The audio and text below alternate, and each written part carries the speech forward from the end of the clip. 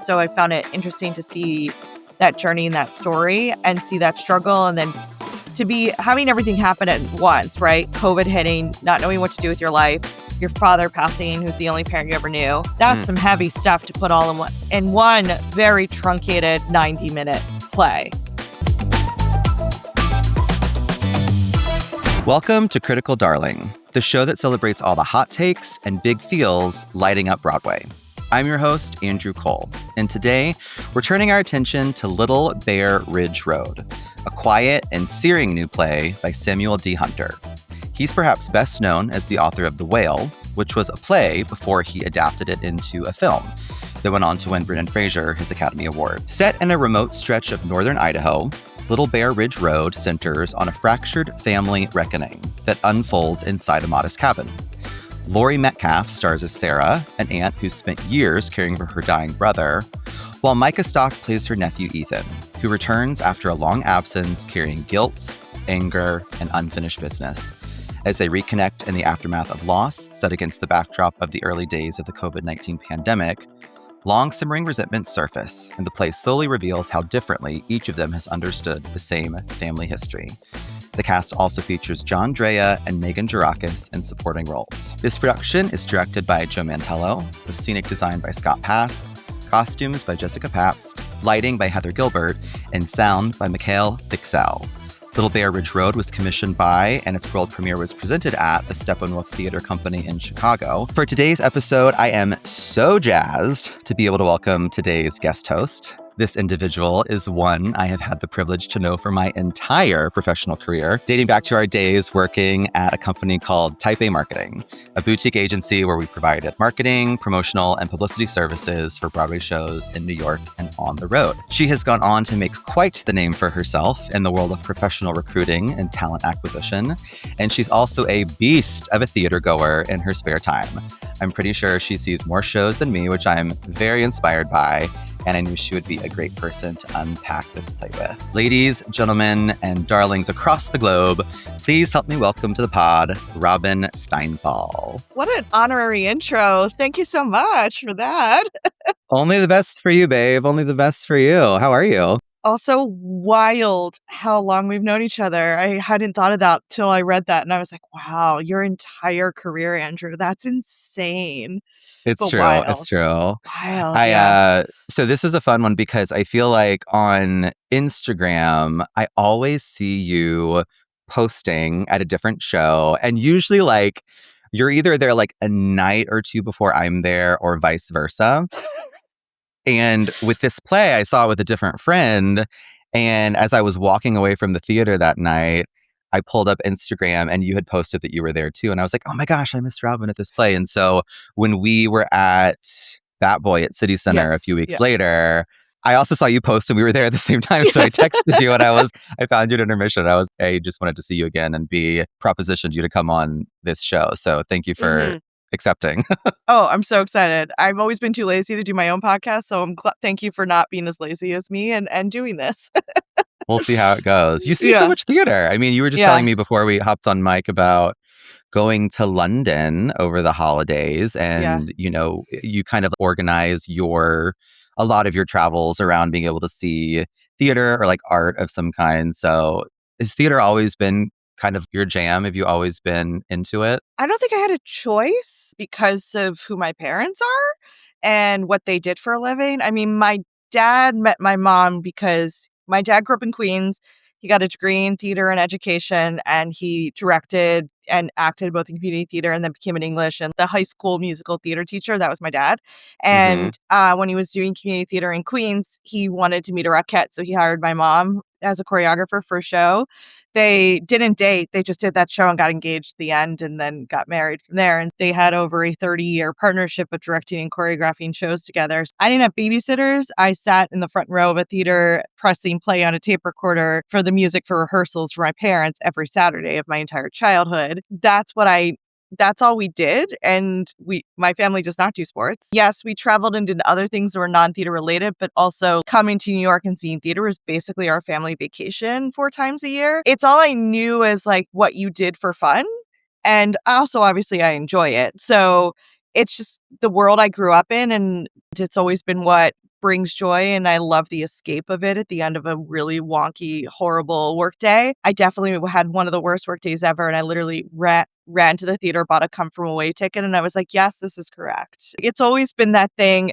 But after, I definitely had to take a break after we worked in theater. I literally was like, I need to break up for a little bit, and took about 6 to 9 months off of seeing theater. And now it's actually, because it's no longer my job, I can enjoy it again. So, that's been the journey. So I don't know. I love your story. It's really sweet and endearing. And I'd forgotten all of that Yeah. backstory about your parents, which is really amazing. I also good shout out Come From Away. I love that show. And we're kind of kindred spirits, I feel like, because we both obviously spent parts of our earlier career in Mm-hmm. the theater industry. We aren't there anymore. And number one, I feel like we both work in jobs where we can now afford Broadway theater tickets, which I feel Ding, ding, grateful to ding. say. Yeah, Yes. which we couldn't when we Yeah. worked in theater. I don't have your same background, obviously, but like I grew up loving theater and it's still my one of, if not my first passions. And it's really nice to be able to dive into and sort of just experience, cherish moments that you get to be surrounded by it and be in the theater when it's not your day-to-day gig. It's a Mm-hmm. different vibe. Yeah, for sure. Which brings us to Little Bear Ridge Road. Speaking of vibes, so the first part of this podcast, the first like true section of it is called Hot Takes. And it's where Mm-hmm. we have a discussion just about it's not the deep and meaningful part yet. We'll get to that in the second half. So Mm-hmm. this is about kind of the logistics. So it's the discussion of the performances, the writing, the direction, the design, the energy, even the audience reactions. So I'll open the floor to you as we get started. Like, what are some of your hot takes on this play? Well, first and foremost, I heard the words Laurie Metcalf and I have to see this because she's such a tour de force, I feel like. And I realized that she's been on Broadway multiple times, and for one reason or another, I have never seen her in a Broadway play. And I was like, what have I been doing with my life? I think the last time she was on Broadway, I was still in the I only see musicals brain. So maybe that's why. But I just knew that I was like, oh, I need to see Laurie Metcalf in whatever she's doing. I like to figure out one thing and then decide I'm seeing it and then block out everything so I know nothing else going in, so that I can just experience it. And then I go on rabbit hole deep dives on my subway ride home. That's my strategy. So I didn't know anything else going in. And then I saw Steppenwolf, which obviously I know she does a lot of. And Steppenwolf, anything Steppenwolf, I have never had a bad experience. Their craft and their taste is just at a level, I think, above almost any other theater in the United States. And I actually did a trip to Chicago a couple years ago and finally went to Steppenwolf. And it was the weirdest play ever. It was the Thanksgiving play, if you've ever seen it. Yeah, I did. Wild play. But still, this play anywhere else would be terrible. But here, they still found a way to make it fantastic and wild. So I feel like Steppenwolf could do no wrong. Laurie Metcalf, I'm now confirmed, can almost do no wrong in a play. And then from there, I didn't know a lot about this playwright. I still don't know much about the director, Joe Mantello. Also someone who I think does beautiful work. He did Normal Heart, right? Isn't that one of his? I I think so. believe so. And didn't he do Wicked? Am I making that up? Hold Yes. on. I think that's Yes. right. Yeah. Yeah. So, also someone who has quite good craft and taste and usually produces beautiful pieces. And The Normal Heart being one of the most beautiful plays I think I've seen on Broadway in that decade. Have we seen anything else by this playwright, do you think? Or No, I hadn't. And I had to Google before we jumped on this because it seemed like, a show produced by Steppenwolf that gets yeah, Laurie Metcalf to star, that someone, Scott Rudin, produces. That must be a playwright who's done things, right. usually, right? Yeah. And I went, he's had about 20 published works, it looks Oh, like, but wow. this is I think the first one that's made it to Broadway. Oh, okay, fair. And I hadn't made that connection until I was researching about The Whale too, which I actually still haven't even seen that movie, but I just knew that it was a big awards season thing a Yes, couple years another one ago. that I wish I had seen back in the day, but missed that play. But I heard it's a fantastic play. So, Yeah. yeah. So no, this is the first thing that I've seen by him. I was doing some research and it sounds like a lot of the themes in this play are themes that he touches on a lot in his work. Mm. Rural America, emotional isolation, spiritual ache, and conversations that feel deceptively plain until they suddenly knock the wind out of you. That's what a Oh, line that I good saw in my quote. That's a great yeah. quote. So going back really quickly to Laurie Metcalf, I'm on the same page as you. I think she's amazing. So she's so good. Like, you're right. Yeah. It's like, I think you were right to seek out a play, an original play that she was doing. She is just so, and it goes for her performance in the show.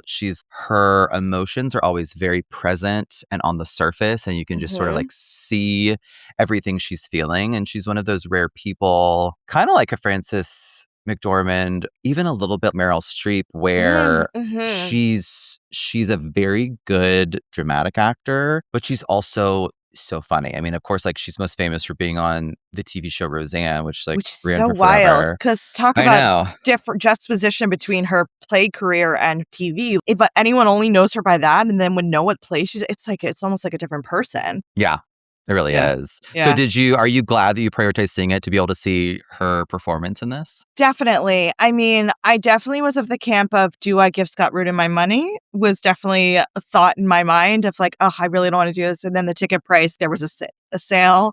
You know, I'm a sucker for a sale. And I was like, you know what? For this ticket price, it's a small theater. It doesn't matter where you sit. I'm going to give it a try and give it a go because I really want to see her on stage. So no regrets, except for maybe slightly giving Scott Rudin my money, but that's okay.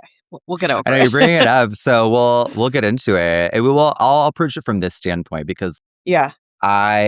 for those listening that aren't aware, Scott Rudin is a prolific producer of both theater and film. Hmm. And there was controversy years ago where there was, I think, one or maybe several articles about, you can go read the articles and Google them. I'm not going to get into it, but it was basically enough that caused him to not be producing things for some time. And this is actually his first lead producing gig back on Broadway. And the reason I think he's an interesting person to bring up and talk about this work is because of I call it sort of quote unquote like the repertory company that Mm. he assembles many times. Mhm. Like, a lot of Mhm. the designers that I listed off at the beginning are like Scott Pask and some of these people. They're ones that he works with almost uniformly across a lot of the things that he does.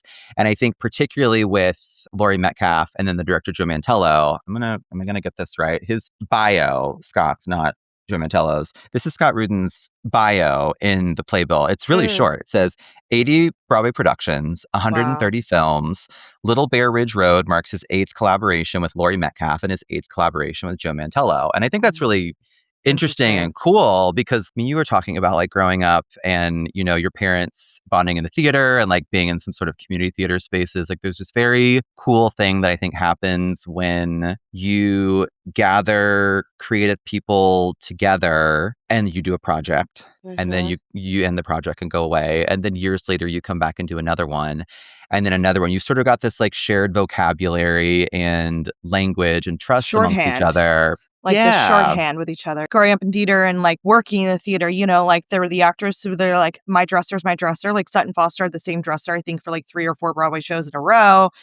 Kristen Chan has the same thing. People are like, I know I'm my best self with these people surrounding me. And so, and as I said, it's a shorthand. It means the rehearsal process, you start 10 steps ahead. So you're already in that creative place where you guys already know how to craft together and brainstorm together and create together. It's very common, and I totally understand it and support it. It's almost wild when those long-standing relationships almost like quote unquote break up. I'm thinking of like the Julia Roberts age, like how many times you do a movie with the same people, or With how like many. Hugh Grant. Yeah. Yeah, exactly. Which that was a great era. But also I think that it made me think of David Merrick. Do you know who David Merrick Yeah. is? If anyone loves theater and has now read his book, Abominable Showman, I think is what it's called. It is incredible and fantastic and kind of pulls behind the curtain from a producer's point of view of why he did the crazy things he did. And I think it explains Scott Rudin a lot too. Because I think Scott Rudin is almost like a modern day David Merrick. David Merrick did almost all of Ethel Merman's shows for years. I think if you want to make money in theater and you know that something is successful, it's like, don't break what's not broken and just keep. So at least he knows in the 80 shows he's done, 10 of them are going to be good because it's the same group of people. And then maybe you might take a risk on the 4th show you do that year. But I feel like it's kind of like, all right, if nothing else, I'll find success. But ironically, this is closing early and it doesn't seem like they did well in the box office, which is interesting. There's something interesting about what has been happening on Broadway for many seasons, but in particular this season, where you've got some pretty high profile shows that even ones that announce a limited run like this one, and then they close up Still don't shop make it. early. Yeah. Yeah, it's really, I think it's disheartening. It's sort of, if you, this play always seemed like it was meant to be a very kind of quiet, I don't want to say prestigious, sacred, kind of meaningful, thought-provoking, but not huge play, like more focused on the performances, more Hmm. focused on the writing than anything else. I think that all of those things they did do well. And they're in the right, and I think they chose the right theater. That the Booth Theater is the perfect space for that show. It's the right Yeah. size. It's one of the best marketing locations on Broadway because I mean, that box office and that marquee is perfectly sandwiched. So I mean, I feel they did everything right. My radar was so off this year of what was going to sell out and what was going to go on discount. It was almost complete opposite. I thought this would sell out and there'd be no chance to get any cheaper ticket than like the pre-sale early in the run. And then it really didn't sell versus other things that I was like, oh, I'll wait for that to go on TDF. And then there was like 2 tickets left in the entire run. So Hmm. what's selling and what's not, I truly don't envy the people that do the job we did because I truly can't tell you what's going to sell and what's going to not anymore. Besides that people still think Mamma Mia, that Meryl Streep is on Broadway doing Mamma Mia, no matter what year it is, which is wild. Robin, from your mouth to God's ears, that will happen. That would be the best day ever. We will go together. But yeah, so I am a little shocked that a play, I mean, and then if we talk marketing head again, the overhead is like nothing, right? Presumably. They're in the same costume the whole show. There is no set. It's probably one of the lowest operating costs on Broadway. You're touching on a couple things there. One, I want to call out before we completely leave it, the whole idea of the repertory company, because even though this Mm, show is closing early, the next show that Scott Rudin does is with Laurie Metcalf, and it's going to be the revival of Death of a Salesman with her and Nathan Lane. And that is, yeah, which they just announced. yeah, and I assume that's one that probably will have quite a lot of buzz around it. I'm excited Hmm. to see it. That's one of those that it's obviously a classic American play and they do it like every 10 years or so, but Hmm. you can see how a sensibility like hers will lend itself to that. Well, and that's a play that I never need to see this play again in my life You've seen it because so many times. well, I've seen it, I've read it, I definitely studied it in school, and it's so depressing that I'm It's a like, sad that's one. not the uplift that I need when I go to theater. And so had said that was on my list of good, check the box, classic play, don't need to see it again. And then that cast was announced, and I love Nathan Lane. I have a personal connection to Nathan Lane in the fact that I joke that him and Chip Zien stole my dad's professional career because my dad was literally, if you put Chip Zien and Nathan Lane together, that was my Neck and dad. neck. Yeah. Yeah, yeah, and he was a fantastic baker and in the Into the Woods community JCC production we did in the 90s. But so I always like those two people remind me so much of my dad. So I will go see Nathan Lane in almost anything he does because it kind of brings back my dad to me. So for that, I have a personal connection to him. And then I was like, well, and then Laurie was so good in this. I was like, well, I guess I'm sitting through Death of a Salesman again. Better take a nap that day so I don't fall asleep. But It's a long one. One of yeah, the things that you were talking about it being a low running cost, I wanted yeah. to touch on because about the production design and the Mm, way that Little Bear Ridge Road did their production design. It's almost, I don't want to say it's non-existent because there's a lot of thought put into it, but it's very stark. mm-hmm. There's not a fully presentational physical literal set behind Yeah, them. Like if I yeah, remember correctly, it was mainly focused on like a couch in the middle yeah. of the stage with like a couple of things. So that seemed very intentional to me. And then Joe Mantello's direction, very simple, right? Very stripped Right. away, very simple. And I think the point was just really let the characters, particularly these two main characters, and that relationship have space and breathe. And I thought that was right for this play. Yeah, at first when I walked in, I was, oh, okay, we're doing no set. All right, we'll see how this goes. Because that can go one of two ways. One, it can feel like they cheapened out, or two, it can feel very, as I think in this, as I agree with you, purposeful. Mm-hmm.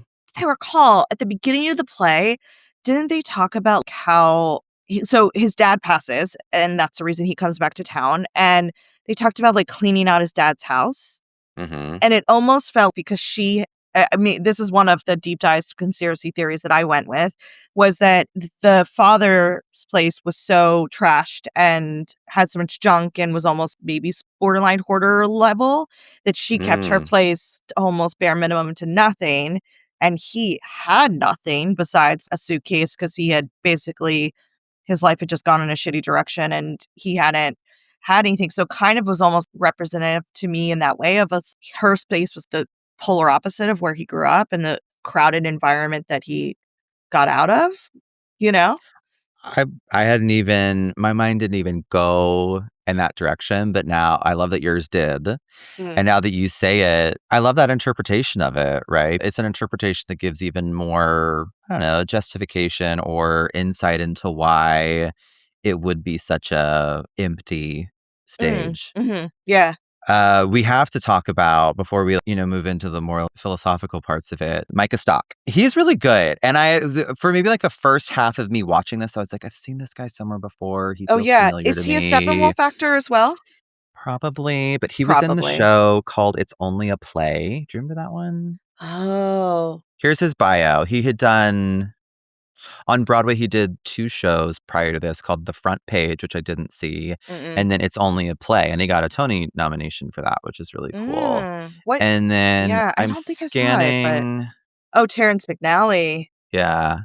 So I remember him. I don't remember It's Only a Play that well because it was a while ago, but I remember him being funny and like very kind of like neurotic and put upon. And he plays sort of a different version of that type of character in this, like kind of paranoid, kind of not all over the place, but just unsettled in general. Going through really a life journey, almost quarter life crisis of sorts. Yeah.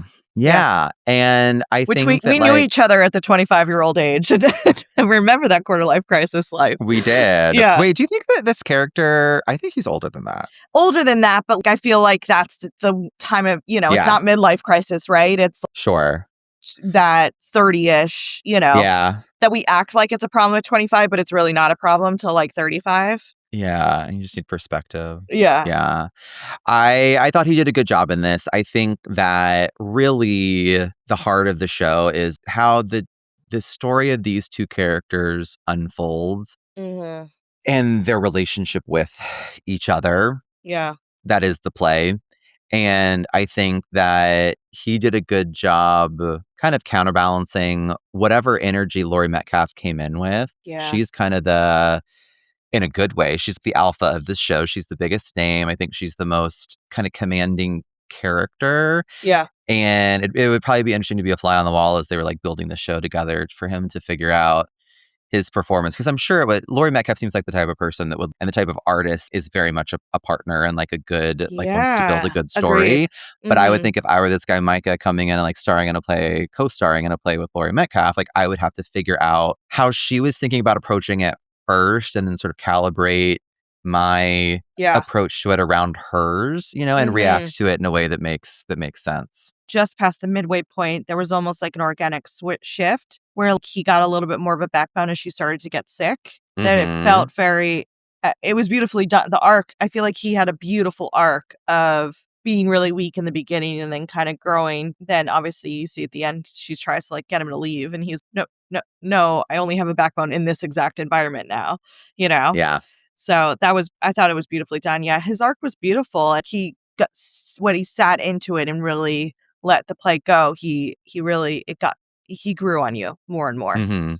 Yeah. He knew what he was doing. So Yeah. this is a good segue into the second half of the review, the big feels section. And this is where Mm. we talk about the show's deeper meaning, the themes, and how we think the author was wanting it to hit with its intended audience. So what do you think, Robin? Like what was this show saying to you? I'm torn on COVID topic things because we lived it. So and it literally, I mean, it's barely in the past. And so I'm kind of torn of like, do we really need plays about COVID yet? Maybe we should wait 10 years. So that, but then also the journey of that, he's there because his dad passed. Then she quietly is dying herself. Spoiler alert. Mhm. Yeah. And that she's really the only thing he has left. And then the journey he goes on to be like, no, I need to save her because she's my only connection left to anything decent or good in my life. It was gut-wrenching when you realize she was not well in a way that was, because he was finally getting his feet under his ground. The boyfriend was such a sweet subplot and so lovely and darling. We lived a very different COVID than a lot of the rest of the country, right? Because New York City COVID, or New York area, because I know you escaped to the country, was so different. We were not in middle America. I was very fortunate to remain employed through COVID. And so I was on a very different path than I think a lot of the rest of America. So I found it interesting to see that journey and that story and see that struggle. And then to be having everything happen at once, right? COVID hitting, not knowing what to do with your life, your father passing, who's the only parent you ever knew. You make the journey home to the one person you maybe had an arm's length connection to as a kid, and then finally feel like you're finding your footing with her support. And then all of a sudden she's basically slowly being disintegrated in front of you. That's Mm, some heavy stuff to put all in one very truncated 90-minute play. So you're right. yeah. Yeah. I Yeah. mean, so kudos to the playwright, because I feel like they covered a lot, but it felt so simple at the same time, which I found beautiful and yeah, definitely thought provoking in a way that I wasn't like, well, that's a bummer. It struck the balance of left me with something to think about without totally taking me down a spiral. I want to touch on the COVID thing because I thought that was a thought that I had after too, just sort of considering and chewing over, is it too soon, to be writing these things? And the wild thing is, like I said, we're recording this mid-December. In March, it will have been 6 years since the pandemic hit, which is crazy. And interestingly, so we actually didn't get our house until November of that year. You're right. I think that New York and maybe other densely populated major metropolitan areas experienced it in a very different way than more rural areas where this play is set. And there was another play that was on at MTC last season. Did you see Eureka Day? I did. Yeah. Yeah, which was a very different tone, but Mm-hmm. also, if I remember correctly, they so that play was about health outbreak in an elementary school, and it was written before COVID, An argument over vaccinations, right? right? Yeah, yeah, Yeah, yeah, yeah. yeah. That's what it Of was. just like an argument of, do children have to be vaccinated in order to enter a preschool? And then they Yes. settle it. And then, I know 2020 will be a great year, is how the play ended. And then we all sat there and, oof, this is ironic. Yeah, Totally, yeah. totally. And so that play ended up, at least when I saw it in this calendar year, at Uh-huh. MTC last season, and it was talking about COVID things, or at least sort of skirting around and like addressing some topics that we faced during COVID. What I liked about that was it was a pretty funny play and it was It very was hilarious. lighthearted. Yeah. Yeah, they found a way to comment on that and not have it feel too heavy. I haven't really thought that hard about like what I would want from like a quote unquote COVID play Mm, or, what that means. But I found myself wondering, 50 years from now, when we look back on anything COVID related, but then maybe the pieces of art that commented on it or are set during it, what's going to stand the test of time and what are we going to really remember from it? Kind of in the same mm-hmm. way that, oh, well, it's really interesting that you brought up Come From Away. Because Mm, Come From Away, I forget the amount of time that passed between when 9/11 happened and when that show had its first, even it was like workshops. It's a while. 2017, 2016, So like 20. at least a Yeah. decade had Yeah. passed. And Mm-hmm. maybe it's probably different for different events and different people, like what you consider, a good amount of time. But the thing that I like about Come From Away is it takes a very serious and dark thing that happened. And first of all, it just tells a very hopeful, inspiring little sliver of that Yeah. story. Yeah. And when you think of, I mean, I hate to talk about marketing, like, don't never sell this. It is a 9/11 musical, Yeah. for lack of a better term, Yeah. in the same way that this is kind of a COVID play. And I think what Come From Away did or does is it sort of repositions or recasts, puts that really tragic moment into a more hopeful light. This play, I don't know that it will 50 years from now. I don't know that I will remember it. But Mm, even if I did or do, Well, actually, like, I think it would be pretty accurate because it felt very sort of kind of aimless in a way or like Mm. directionless. We're not quite sure when this is going to end, and it didn't seem to have like a real firm structure to it. And I guess that kind of like mirrored the experience of the early days of COVID. Yeah. I also always think what plays are, as someone who travels and tries to see theater in other places, Ireland and London and anywhere I can go, it's one of those places I'm like, I don't know if anyone else would do this outside the US because I don't think that anyone else experiences the conversations about grad school, the conversations about health insurance. There's such US specific topics that would not land because in another country it'd be like, oh, the government will help with that. Oh, the government would help with that. Our Yeah. government just doesn't. So I think in like 10 years, and I also going back to marketing, when the play was promoted, like they don't say a word about what it's about. I don't remember finding No. anything about what the play was about. And the playbill is the most, it's just like, it could not be a more, this is a spotlight on a random topic in middle America. And I think that that's what, if someone's like, oh, what's this play about? Like, oh, like middle America, two random people, their family, their lives at that time, So it's just so it's a beautiful snippet of such a general topic that I don't think would land anywhere else. But I think I get why Steppenwolf did it because I could see it really landing in with like a Chicago based audience Yeah. or, yeah. Yeah. Now that you say that, I'm kind of curious. I know that you had told me you went to Ireland over the summer and you're going to London for the holidays. I would have to imagine there are examples of COVID related art that like people who live in those places and experience COVID and those places are experiencing. I Yeah. would just be really curious to know what that experience was like, and like what the nuances of them finding their way through it was. I've started following like some British performers and like who documented their journey of theater reopening in London and seeing just how they did that versus how it happened here. It seems like it was night and day. I just Yeah, think the I bet. American experience was just, I mean, every country's was a little bit different. But yeah, no, when I went to Dublin, I went to an Irish play that was like about an Irish office situation where they were in a room trying to plan something. It was so cool to see like an Irish play that takes place in Ireland about a normalcy thing of an office environment and how that's so different there. I relate to that. Like that play probably would never come to New York because we would not understand or have an audience be like, why do I want to know about how Irish people function in an office building? Like it It's wouldn't so land funny. here. So I think it kind of has the same reverse reaction. It does, for sure. Before we get to the verdict and rating, the one other thought I want to get in here was there's a really good video from, I think it actually is from Steppenwolf's YouTube channel that was marketing and promo for, I assume, that run when they did it there, Mm.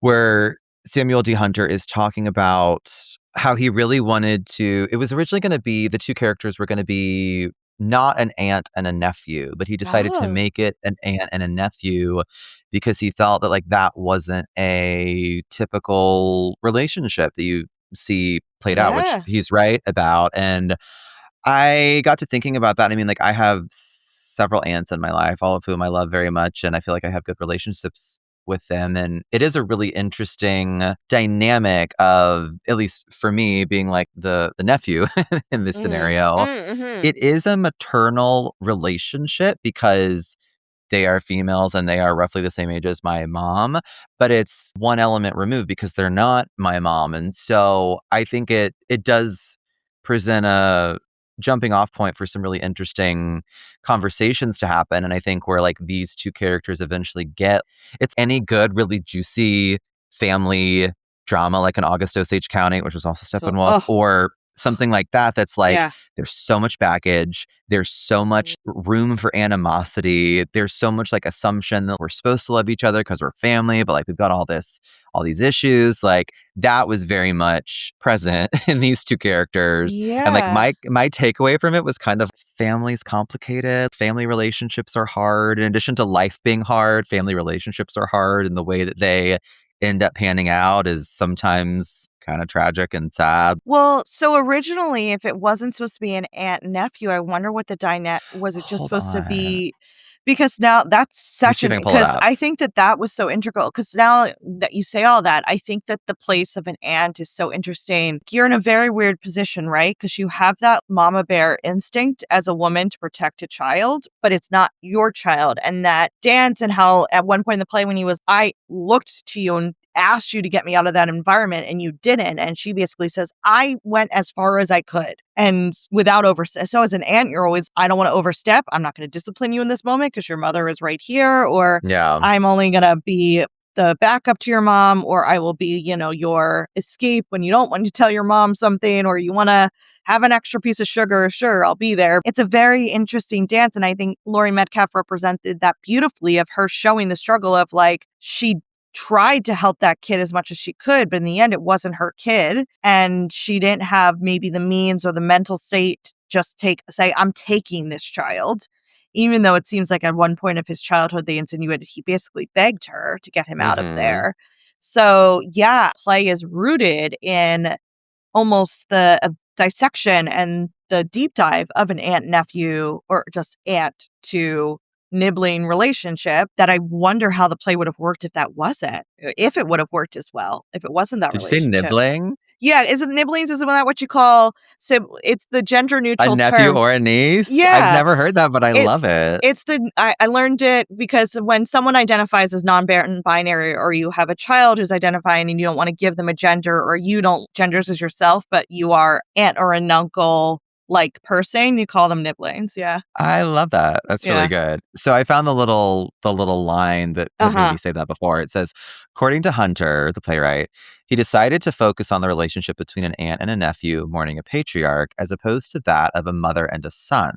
Ah, Because, okay. quote, I've never really seen this relationship explored specifically in a play. He stated that specificity of Sarah and Ethan's relationship, quote, could be really close or almost strangers, end quote. And that's Yeah. really kind of I feel like that encapsulates the heart of a lot of these family dramas. We are related by blood, and I don't know you at all, or there's potential for me to not know you at all. Right. Or what's that quote from RuPaul? We choose our family. Yeah. Chosen Like, family. yeah, chosen family. And it's kind of because I think as someone who doesn't have a lot of close family relationships, it's kind of like to force people to be close with you just because you're blood is like a whole discourse that I think a lot of us struggle with in life and thinking about it. And so I think the entire play dynamic works because it's an aunt nephew relationship. If it was a mother son, oh God, that's a completely different play, Yeah. right? And I think the discourse that he was a single father who struggled so much, and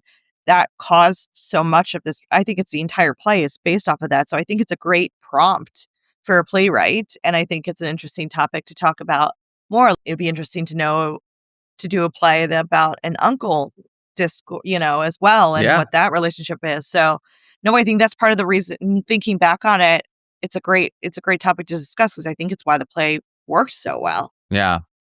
Well, that's the conclusion of the second half. So now we get to move into our should you see it Mm, section where we give mm, our final verdict and rating. So mm-hmm. we end each episode of Critical Darling with a segment where both hosts rate the show of the week by sorting it into one of four distinct tiers. The tiers are number one, nah, which means this show doesn't land. Catch it if you're curious, but your time and money might be better spent elsewhere. Then one rung up from that, you have meh, truly a mixed bag. The show has some nice moments, but not quite enough to stick the landing. Then we have Yas, which is a hearty yes. It delivers, it entertains, it's well worth singing, even if it doesn't totally change your life. And then we have Hell Yeah, which is a full body standing ovation. Run, don't walk. This is why we love Broadway. This rubric is built specifically to foster conversation, not scorekeeping. And it Mm-hmm. reflects this podcast mission to treat theater with both honesty and also affection. So I always let my guest hosts give their verdict first. Robin, which of those four would you give Little Bear Ridge Road? I'm going with a strong yes. Mm-hmm. One, because I love that word. Two, I think that a hearty first of all, hearty I think is a great word for this play, but I don't think a hearty play is for everyone. I rose to my feet at the end, but it wasn't a full hell yeah because it was a play that you have to be mentally prepared to want to sit through and go to, and there are some complexities to it, of who's connected to it and whatever. But so I think it's a hearty yes. It delivers. It definitely entertained. I think it was worth seeing of anyone who is someone who likes good highbrow, we'll call it highbrow plays, I don't think it totally changed my life, but I definitely think it further solidified that I enjoy seeing plays and I want to continue seeing plays and that I will see anything that Steppenwolf brings to Broadway. So that's where I I'm love sitting. that. Good. Here a yas. I'm a meh for this one. Fair. I was on the cusp. So we've Mm-hmm. recorded 3 of these podcasts so far, and this is the first one where it hasn't been the same rating. So I actually like that we have a different opinion on this. Uh-huh. I'm a meh for the show overall, but a yes, and really a hell yeah for anything Laurie Metcalf does. I think Yeah. you clocked at the very beginning, like she is. I kind of think that she's like an Audra McDonald type. It's like when you hear that she's in something, you're like, well, it will be brilliant, so I must go see it, you know? So Mm-hmm. what she can do and bring to any role that she's in, I think is pretty stinking extraordinary. And we're lucky to be alive at the time when she's doing work. The Totally. show overall, I think maybe going back to like the conversation of some of the things I was saying about COVID, as I think about it, maybe I more just want a happier COVID show. I don't know. I don't know. It felt, and that's not why I'm giving it a meh. I think I'm giving it a meh because I don't know that it felt intentional or structured enough for me, which Fair. isn't to say that this playwright isn't incredibly talented and, has worked a long time to get any show to Broadway. It is very good at what it does, but I didn't leave it feeling so convicted in really anything That's other fair. than the fact that life is hard and Laurie Metcalf's a great actor. Totally. And you know what? One thing we didn't discuss, which we don't have to go down the rabbit hole of, but I think it's a great topic for plays, is did this need an intermission or Do you is think it did? this... I don't know. I have a friend who has a soapbox about why plays should just be 20 minutes longer and put in a break. Because this whole discourse of now so many things, even musicals that are 90 minutes, right? And they say 90 minutes, but they really end up being like 110 a lot because they drag on or they started 5 minutes late or whatever. And it's almost too long of a sit. And I think audiences after COVID can't sit as long as they used to be able to. I mean, I can't tell you how many shows I've been I at. agree People with are that. like getting up for intermission because they have to pee before it's intermission. So I think that this was almost there. I would Mm-hmm. not disagree with maybe a break and moment in time between the first part of him getting there and dealing with his father and then having an intermission and then it being about her health wouldn't have been a bad thing. And that break could have done and served it well, but also could have felt then you're sitting there and reflecting on COVID and you go further down the deep dive of bit depression from your point. So I it could be argued both ways on this one, but I do think that that's a good topic as you continue this podcast of did this need an Yeah. intermission? Yeah. It's a good question. It'll depend on the show, but it's so true, right? That our attention spans really just in this century, but particularly since COVID, it's a hard thing. Mm-hmm. Robin, thank you so much. Such a pleasure. You mean so much to me. I'm so glad to have Oh, you as a friend. same. And I love that we're theater geeks together. So You are a joy and a light and always a positive spin on anything negative I want to say in life.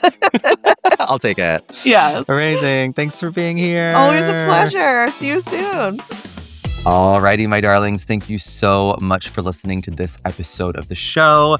That was such a treat for me to listen back to that conversation that I had with my pal Robin over 3 months ago at this point. Kind of crazy that much time has passed since we had that reflection on this show, and it made me think of a couple of things. There are a number of themes that popped up in our conversation that have been sprinkled throughout many of the subsequent conversations that I've had on the show. So it was fun to listen back to some of those. And I also was just reminded how many plays we've had this season. There have been so many plays, revivals, and new plays like this one that we've had, and there will be more to come. So be sure to tune in next episode when we'll be breaking down the new play Giant, starring John Lithgow. Critical Darling is produced by me, Andrew Cole. Artwork is by Eric Emsch. Editing is by JH Productions, and music is by Stantown. If you enjoyed the show, please go give us a 5-star review wherever you get your podcasts, and be sure to tell your friends all about it. Thanks so much for listening. See you next time.